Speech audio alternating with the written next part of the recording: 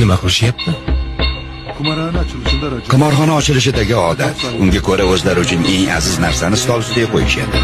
Yutqazgan odam qimorxona egasiga qo'ygan narsalari qiymatiga pul beradi. Yutgan esa so'ragan pulini oladi.